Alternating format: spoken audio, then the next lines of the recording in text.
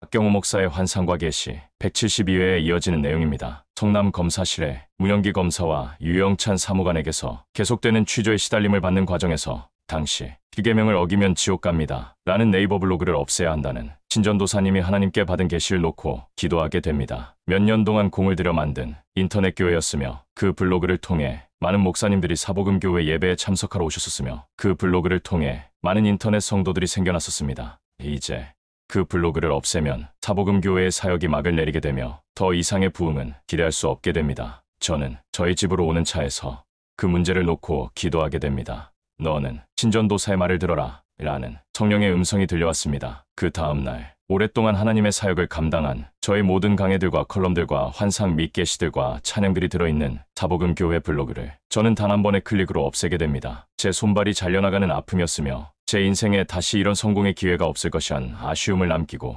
이제 저의 기억 속에 사라지게 됩니다. 당시 그 블로그와 연계된 유튜브 사이트 조회수가 매일 총 3,000회 이상의 조회수가 나온 것을 물론 그 조회수와 함께 많은 분들의 문의와 책 판매와 헌금과 인터넷 성도의 증가와 출석 성도의 증가의 원동력이 단 한순간에 잘려나간 것입니다. 몇 년이 지나가는 동안 사람들에게서 사복음 교회에 대한 기억들이 사라져갔습니다. 2014년에 시작된 기계명을 어기면 지옥 갑니다 라는 사복음교회 블로그가 2019년에 막을 내리게 되며 동시에 사복음교회의 모든 부흥이 멈추게 됩니다. 저를 통한 대한민국에서의 하나님의 사역에서의 놀라운 영적인 부흥이 막을 내린 것입니다. 더 이상 대한민국에서의 사역에 미련이 없게 되었습니다. 그리고 2020년 초 미국 사역에 대한 비전을 하나님께로부터 받게 됩니다. 그러면 이렇게 질문할 것입니다. 믿음으로 모든 핍박에도 불구하고 끝까지 사복음교회 블로그를 운영하며 사역하면 안 되었나요?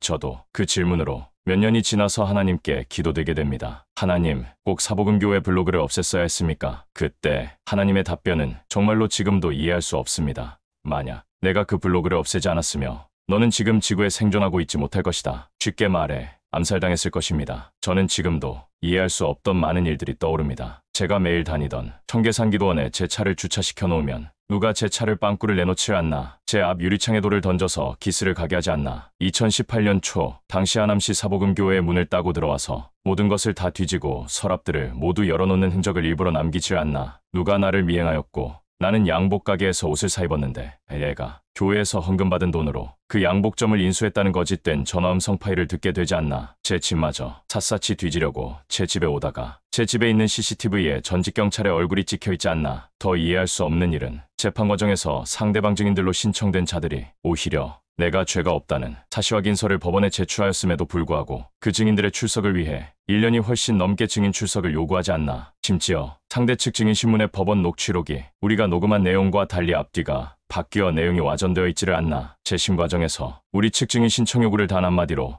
판사로부터 거절당하지 않나. 성남검사가 만든 공소장으로 서초검사는 전혀 다른 사건에 대하여 그 공소장 복사본으로 나를 기소하지 않나. 온통 고소와 재판까지의 모든 과정에서 수많은 미스테리들이 가득 차 있는 것입니다. 최종적으로 나와 사복음교회를 핍박한 자에 대하여 박경우 헬라어 번역 성경 홍보차 지방으로 내려가는 차에서 하나님께 질문하였을 때 그 하나님의 답변도 여전히 미스테리합니다. 너를 핍박한 마귀는 대한민국을 쥐고 있던 정사 마귀였다. 너는 그 마귀를 상대한 것이다. 미국에 와서 저는 사역을 다시 시작하는 것입니다. 만약 정말로 제가 받은 성령의 음성대로 2025년 대한민국에 전쟁 및 공산화의 심판이 일어난다면 분명 대한민국이 영생의 복음 사복음교회를 핍박하여 하나님의 심판이 임했다는 저의 주장이 증명되는 것입니다. 왜냐하면 저와 같은 예언을 받은 자가 대한민국에 단 한 명도 없기 때문입니다. 할렐루야. 2024년 11월 20일 오후 9시 30분 박경우 목사가 하나님의 집에서